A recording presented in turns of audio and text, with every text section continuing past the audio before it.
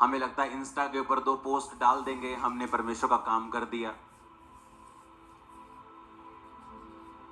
लेकिन कलीसिया को फिर से वापस जाना होगा पहले सदी में।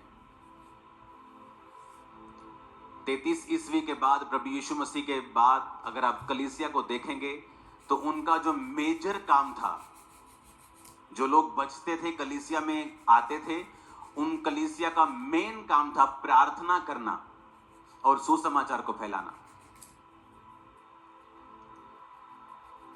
और वचन क्या कहता है कि लोग कलीसिया में आते थे और कलीसिया के खर्चे, कलीसिया के लोग अपनी प्रॉपर्टीज, अपने पैसे को देते थे।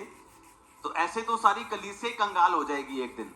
एक बंदा या 2 बंदे एंटर करेंगे, अपना घर बेचेंगे, इस हफ्ते का हमने किराया निकाल लिया, इस हफ्ते का हमने राशन का बिल कलीसिया का पे कर दिया, तो सब गरीब होते जाएंगे। ऐसा नहीं था, क्योंकि जैसे जैसे लोग बोते जाते थे, अगर वो एक घर बोते थे, परमेश्वर 2 देता था, तो कलीसिया की फाइनेंशियल हालत भी अच्छी होती जा रही थी। लेकिन अगर आप मुकेरिया क्रूसेड के लिए खुदाबंद की तारीफ करो जोर से।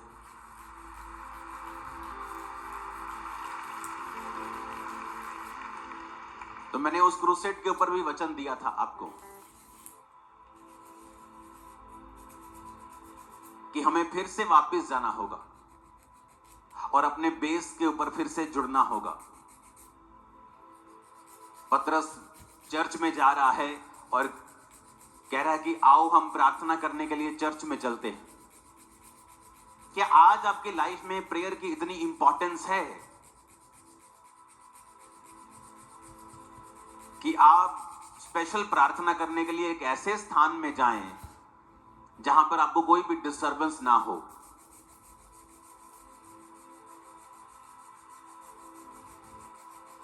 बहुत से लोग छुट्टी मनाने जाते हैं, अच्छी बात है, लेकिन कभी आपने प्रेयर के लिए छुट्टी की है कि आज मैं प्रेयर करूंगा पूरा दिन, चलो आज 2 दिन मैं चलता हूं पहाड़ों के ऊपर और मैं प्रार्थना करके आऊंगा? आज जब प्रेयर लाइफ का स्थान आपने सेकेंडरी कर दिया है, इसीलिए कलीसिया संघर्ष कर रही है उन आशीषों को पाने के लिए जो आशीषें प्रथम कलीसिया में बिना मांगे मिल जाती थी।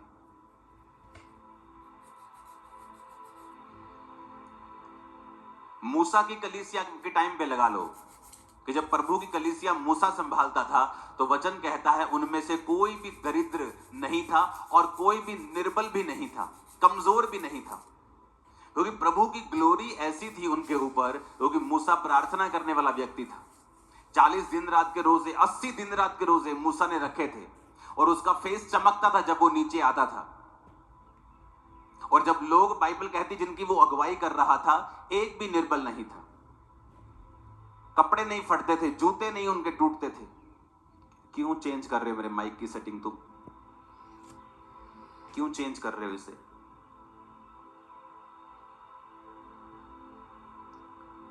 सब बोलो हालेलुया। तो सेकंड कलीसिया जब जीसस क्राइस्ट के टाइम पे जब वो जी उठ गए और मूसा आया, तो वचन कहता है कि पतरस आया और चेले आए। पुराने नियम में मूसा था, नए नियम में यीशु मसीह के बाद चेले आए, तो वो भी क्या थे? प्रार्थना करने वाले।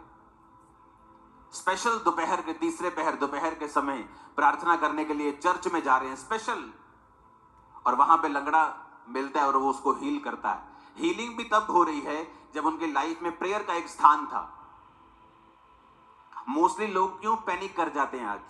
जब वॉर होती है या लाइफ में कोई फाइनेंशियल डिस्टर्बेंस आती है या कोई बीमारी आती है, कौन लोग डिस्टर्ब हो जाते हैं? जिनकी प्रेयर लाइफ नहीं है, जिनकी लाइफ में कमियां हैं, व्यभिचार की, चोरी की, अलग अलग तरह की, वो पाप में फंसे हुए हैं और प्रेयर लाइफ नहीं है, वो फिर घबराने लगते हैं। क्यों? क्योंकि घबराहट, जो फियर है, अगर आप देखेंगे, जो डर है, ये एक तरह का कर्स है। ये पाप के बाद आया था, पहले नहीं था। जीसस क्राइस्ट ने, यहोवा पिता ने जब आपको बनाया था, तो उसने आपके अंदर फियर नहीं डाला था। वचन कहता है कि जब आदम ने पाप किया, हवा ने पाप किया, तो डर उनके अंदर आया। जब प्रभु शाम को उनसे मिलने के लिए वाटिका में आया करते थे, तो प्रभु ने कहा, आदम तू कहां है? और आदम ने कहा, मैं नंगा था, मैं छुप गया। तो फियर, जो डर जो है, ये तब आया जब उसने शैतान की बात को सुना। हालेलुया। आपकी लाइफ में डर तब आता है जब आप शैतान की बात को सुनते हैं। जिन व्यक्तियों की लाइफ में डर का आत्मा काम करता है, हर वक्त डर लगा रहता है, मेरी किडनी ना खराब हो जाए, और मुझे हार्ट अटैक ना हो जाए, और मेरे ब्रेन में स्ट्रोक ना हो जाए। लोगों को डर लगा रहता है, मेरा बिजनेस तबाह ना हो जाए, मेरी फैमिली में कुछ ऐसा ना हो जाए, और कोई डेथ ना हो जाए। ये सारे डर जो हैं ये शैतानी है, ये परमेश्वर की ओर से नहीं है। और अगर आपको इन डर से मुक्ति पानी है, आपको प्रभु की प्रेजेंस में रहना होगा, प्रेयर करनी होगी और बाइबल पढ़नी होगी और सच्चाई के साथ जुड़ना होगा, और आपको देखना होगा कि परमेश्वर का आत्मा क्या कहता है। जब आपको समझ आएगी प्रभु का आत्मा जो कहता है आपके लिए, आपका डर खत्म हो जाएगा। प्रभु के साथ जब आप पूरी तरह से जुड़ जाएंगे, फियर नहीं रहेगा। अगर आएगा भी तो वो चला जाएगा, कब्जा नहीं कर पाएगा। कितने मेरी बातों को समझ रहे हैं? हमें फिर से पुरानी कलीसिया के पास जाना हो, बोला पुरानी कलीसिया की तरह रहना होगा। हो सकता है आने वाले समय में मैं अपने फोन्स भी साइड पे रख दूं, कि पूरी तरह से परमेश्वर का आत्मा मुझे प्रेयर्स में लेके जा रहा है इन दिनों में, और इसीलिए मैं आपको मैसेज दे पाता हूं कि अब आने वाले दिनों में क्या होगा, अब सिचुएशन क्या होगी, अब हमें क्या करना है आने वाले दिनों में। हालेलुया। कलीसिया का जो रोल है आने वाले दिनों में वो प्रेयर्स का है। ऐसा नहीं हो सकता कि आपका पास्टर्स प्रेयर में रहे, आपकी पास्टर्स की टीम्स प्रेयर में रहें और कलीसिया की प्रार्थना 1 घंटे की हो। कईयों की 1 घंटे की भी नहीं है। उन्हें प्लीज आज शर्म आनी चाहिए और अपनी प्रेयर को बढ़ाने का आपको एक वायदा करना चाहिए। क्योंकि जब आप प्रेयर नहीं करते हैं और अलग अलग तरह के अटैक्स आपकी लाइफ पर शैतान करता है, आप डर जाते हैं, फिर आप अपनी कलीसिया को तंग करते हैं, पास्टर्स को तंग करते हैं, काउंसलिंग टीम को तंग करते हैं, लेकिन आप अपनी प्रेयर्स को बढ़ाना नहीं चाहते। ले हैंड आपकी हेल्प करता है, लेकिन ले हैंड सारा कुछ नहीं है। वचन आपकी हेल्प करता है, पवित्र आत्मा आपकी हेल्प करता है कि आप अपनी मेहनत भी साथ में करें और प्रेयर साथ में करें। कितने मेरी बात को समझ रहे हैं? अगर आप वो प्रेयर्स नहीं करेंगे, खुद मेहनत नहीं करेंगे, आप कच्चे विश्वासी होंगे। आपका जो घर है वो एक फेथ के ऊपर नहीं बना होगा, वो चट्टान के ऊपर नहीं बना होगा। पौलुस जा रहा है बाहर, शहर के बाहर। क्यों? ये कहीं वहां प्रार्थना करने का नदी के किनारे स्थान होगा, यानी वो प्रार्थना करने के लिए एफर्ट्स लगाते थे। मैं तो लोगों को ये भी बोलता था कि अगर आपके घर में प्रार्थना करने का स्थान नहीं है, अपने कहीं साथ में, कहीं मोहल्ले में, कहीं एक छोटा सा किराए पे कमरा ले लीजिए जहां पर जाकर आप रोज प्रार्थना कर सकें। प्रार्थना करने को इतना महत्वपूर्ण बनाएं अपनी लाइफ में कि ये आपकी लाइफ में फिर काम करने लगेगा। जब आपको इसका सीक्रेट, आपको इसका रिजल्ट आने लगेगा, आपको मालूम होगा कि प्रेयर मेरी क्रिश्चियन लाइफ में नंबर 1 मोस्ट इंपॉर्टेंट चीज है। और बाइबल कहती है जब पौलुस शहर के बाहर जाके प्रार्थना करने लगता है तो वहां उसे औरतें मिलती हैं, वो वचन सुनाते और सब तौबा करके बपतिस्मा लेते, उनके घराने भी बचाए जाते हैं। तो साल्वेशन भी प्रेयर का ही एक रिजल्ट है। और हीलिंग भी जो पतरस ने की, कि जब वो प्रार्थना करने के लिए चर्च में जा रहा था तो लंगड़ा मिला। लंगड़ा चलाने के लिए नहीं गया, वो प्रेयर करने के लिए जा रहा था। हमें ये बात बड़े ध्यान से समझनी है कि हमें अगर प्रेयर लाइफ को हमने नहीं अपनाया तो हमें सफर करना पड़ेगा, क्योंकि दिन बुरे हैं। जब 16, 17 में, 14 में ये मैसेज मैंने देने शुरू किया था कि आने वाले दिन बुरे होंगे और अंधेरे में होंगे। लोगों को लगता अब इससे अंधेरा क्या हो सकता है। तो जब अंधेरा शुरू हुआ, जब कोविड शुरू हुआ, जब युद्ध की बातें शुरू हुई, ये कम होने वाली चीजें नहीं है। आपको लगता है फ्यूचर में कुछ रिलैक्स हो जाएगा, कुछ अच्छा हो जाएगा, लेकिन फ्यूचर डार्क के बाद, डार्कर के बाद, आगे के बाद, वो बुरे के बाद बुरा ही होगा। इसलिए मसीह लोग ज्यादा नजर आएंगे, वो ज्यादा चमकेंगे। जिस तरह रोशनी अंधेरे में ज्यादा चमकती है, आप ज्यादा चमकेंगे आने वाले समय में। मैं आपको बता रहा हूं।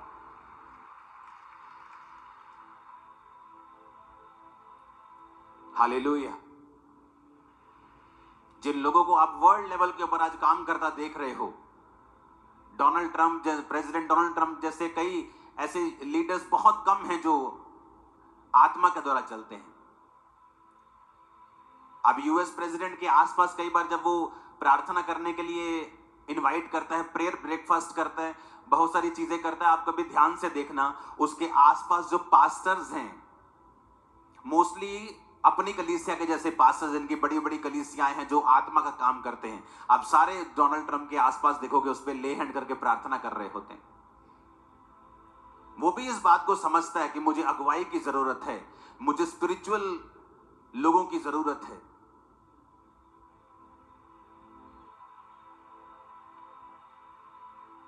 कल जब मैं प्रार्थना कर रहा था, परमेश्वर का आत्मा मुझे बता रहा था कि जो सैटेलाइट्स हैं हमारे, उनके लिए प्रार्थना करनी है, क्योंकि फ्यूचर में जो डेविल है वो उनके ऊपर भी अटैक करने की कोशिश करेगा। सैटेलाइट वॉर्स होंगी आने वाले समय में,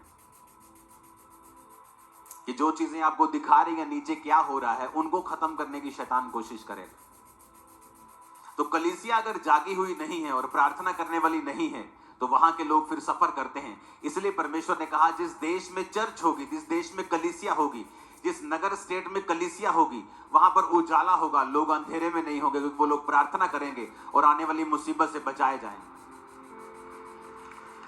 हालेलुया। सबसे बड़े देशों के लीडर समझते हैं कि हमें स्पिरिचुअल गाइडेंस की जरूरत है, हमें प्रार्थनाओं की जरूरत है। हालेलुया। हमारे देश में भी ऐसा स्पिरिचुअल एक फॉर्म होना चाहिए, स्पिरिचुअल फॉरम जो गाइड कर सके, जो प्रार्थना कर सके, पॉलिटिशियंस के लिए, बड़े लोगों के लिए। प्रभु का आत्मा क्या कहता है, उन्हें गाइड कर सके।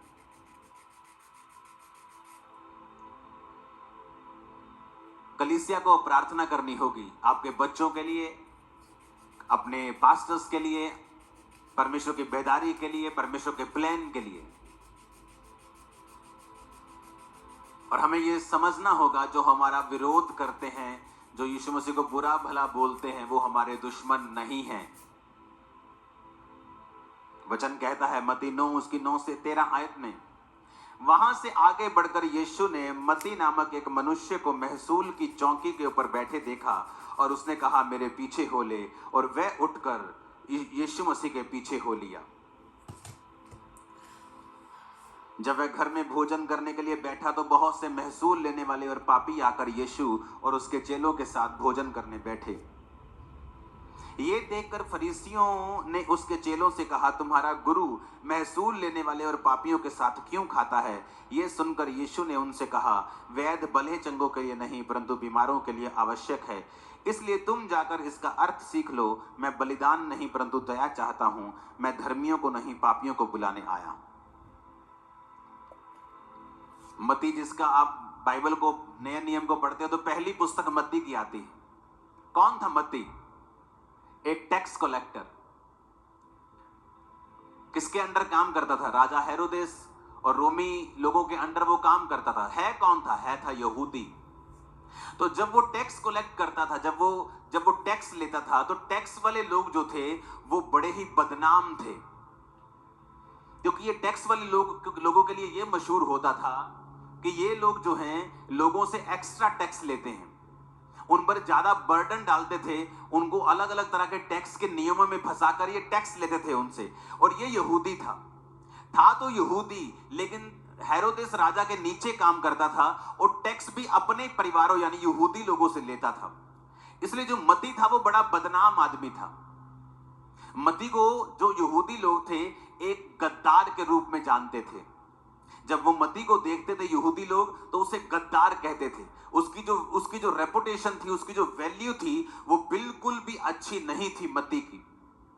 लेकिन मत्ती खुद पैसा कलेक्ट नहीं कर रहा था, मत्ती तो सरकार के नीचे था और जो कुछ सरकार कहती थी मत्ती वो करता था।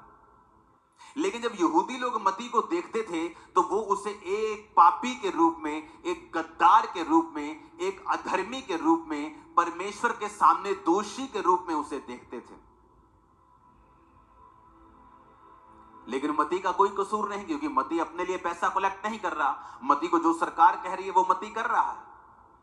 तो मत्ती का जो हार्ट था, जो कंडीशन थी, वो इस तरह से जैसे किसी का दिल पीस दिया गया हो और आत्मा पीस दी गई हो। था तो वो बड़ी ऊंची पोजीशन के ऊपर, लेकिन उसके दिल में भी शांति नहीं थी, क्योंकि वो जानता था कि वो अपने ही लोगों को लूट रहा है। अपनी लाइफ से वो सेटिस्फाइड नहीं था। बहुत से लोग आप देखते हो बड़ी ऊंची पोजीशंस के ऊपर होते हैं, अफसर होते हैं, बड़े बड़े सरकारी अफसर, बड़े बड़े दूसरे अफसर, लेकिन अगर आप ध्यान से उनकी जिंदगी को देखें, जब आप उनसे मिलेंगे, वो अपनी जिंदगियों से सेटिस्फाइड नहीं होते, क्योंकि वो सरकार के कामों को करते हैं, बड़ी चीजें अच्छी बुरी कर रहे होते हैं, लेकिन जीसस ने मत्ती से नफरत नहीं की। जो लोग मत्ती को कह रहे थे, यीशु मसीह ने मत्ती को वैसा नहीं कहा। तो जीसस ने कहा, जब जीसस ने उसको बुलाया कि मेरे पीछे आ जा, क्या अगर मत्ती को खुश होता, मगर मत्ती अगर अपने जीवन से सेटिस्फाइड होता, मैं आपको गारंटी देता हूं वो परमेश्वर के पीछे कभी नहीं चलता। मत्ती अपनी लाइफ में वैक्यूम फील कर रहा था, अकेलापन फील कर रहा था, एक दोषीपन की भावना भी उसके अंदर थी, सेटिस्फाइड नहीं था अपनी जिंदगी से। और इसलिए जब जीसस क्राइस्ट ने कहा मेरे पीछे आ जा, वो अपनी सरकारी नौकरी को, जो उसको कितने लाखों रुपए आज के हिसाब से देती होगी, उसको लात मारकर वो परमेश्वर के पीछे एक सेकंड में हो गया। कारण क्या था? यही कारण, जब वो पीछे हो गया तो जो टैक्स कलेक्टर है उसके दोस्त भी वैसे ही होंगे, टैक्स कलेक्टर की पुलिस भी वहां की वाकफ होगी, क्योंकि पुलिस के साथ उसका नाता होगा, अफसरों के साथ उसका नाता होगा, क्योंकि जब वो टैक्स नहीं देता होगा उसके ऊपर कार्रवाई करवाता होगा, तो उसके साथ सभी गंदे लोगों का भी उसके साथ नाता था। तो जब वो बचाया गया और जीसस के पीछे हो गया, तो बड़े से पापी लोग यीशु मसीह के साथ बैठ के खाने लगे। तो फरीसी कहते ये तो पापियों के साथ खाता है। और यीशु मसीह ने क्या कहा? ये सुनकर 12 आयत में यीशु मसीह ने कहा, वैद्य भलो चंगों के लिए नहीं परंतु बीमारों के लिए आवश्यक है। इसलिए मैं तुमसे ये कहता हूं, तुम जाकर इसका अर्थ सीख लो। मैं बलिदान नहीं परंतु दया चाहता हूं, मैं धर्मियों को नहीं पापियों को बुलाने के लिए आया। आज हो सकता है आप एक वैश्या को बड़ी ही घृणित निगाहों से देखते हो कि ये बहुत बड़ी पापिन है। आपके एरिया के ड्रग स्मगलर को आप देखते हो कि ये बहुत बड़ा पापी है, लेकिन कभी भी आपने उनको सुसमाचार नहीं दिया।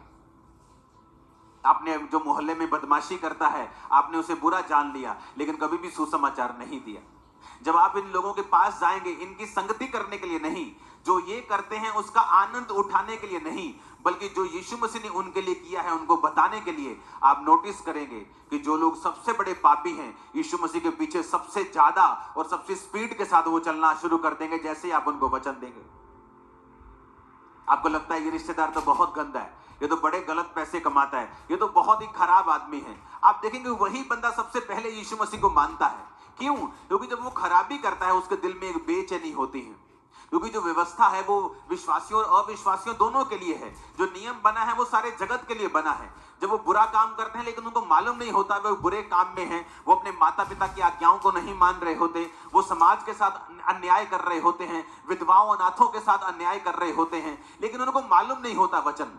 वो जितने बुरे होते हैं उतनी बड़ी बेचैनी उनके दिल में होती है, उतना ज्यादा वो संघर्ष अपने परिवार, अपने सेहत में कर रहे होते हैं। और जैसे कोई व्यक्ति उनके पास जाके वचन देता है, जैसे एक विश्वासी उनको वचन देता है कि प्रभु यीशु मसीह तुझे प्यार करते हैं, आजा परमेश्वर के पीछे।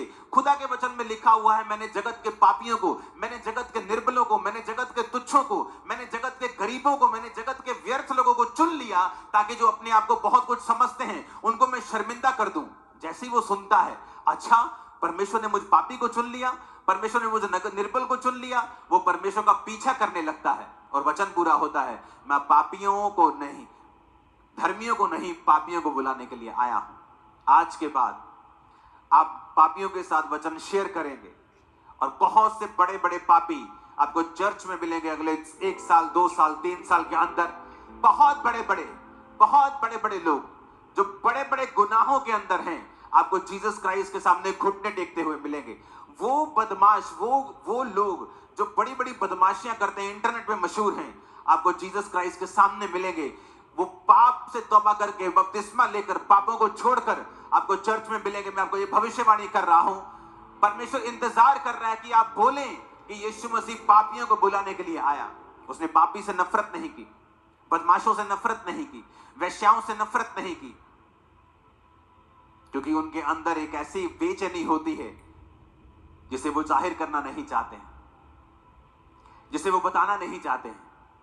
वो ऊपर से अपने आप को कड़क शो करते हैं, लेकिन अंदर से उनको वो जानते हैं कि वो खाली हो चुके हैं, और इतने खाली वो महसूस करते हैं जितना आप सोच भी नहीं सकते, इमेजिन भी नहीं कर सकते।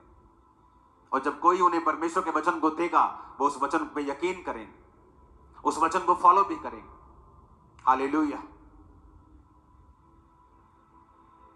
वो जो लोगों के सामने गद्दार था, लोग उसे तुच्छ जानते थे, पापी जानते थे, गद्दार जानते थे, परमेश्वर ने एक गद्दार को चुना, उसे अपना चेला बनाया। बाइबल की पहली पुस्तक उसने लिख दी नया नियम की, और परमेश्वर आज उसको अपना संत मानते हैं। लोग आज उसको अपना संत मानते हैं। प्रभु कहता तू मेरा संत है, तू प्रेरित है, आज से तू प्रेरित कहलाएगा। कितने मेरी बातों को समझ रहे हैं? के लिए कहा, यीशु ने उसे संत कहा, प्रेरित कहा। बाइबल में नए नियम के जो विश्वासी हैं उन्हें संत भी कहा गया है, पवित्र संत भी कहा गया है।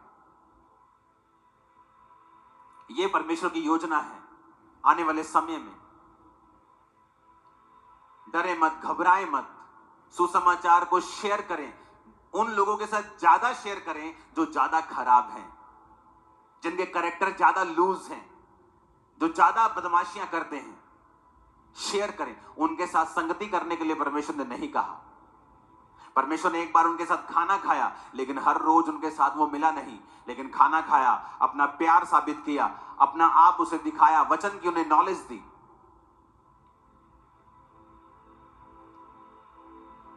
अपने दोनों हाथों को उठाओ। आज यीशु मसीह आपको मसा करेंगे और आप बहुत से लोगों को सुसमाचार सुनाएंगे और उन्हें बचाएंगे। परमेश्वर का अभिषेक आज से आपकी बॉडी, आत्माओं के ऊपर ठहरा रहेगा। यीशु मसीह के नाम में आमीन। ऊंचा ये आशीष आपकी।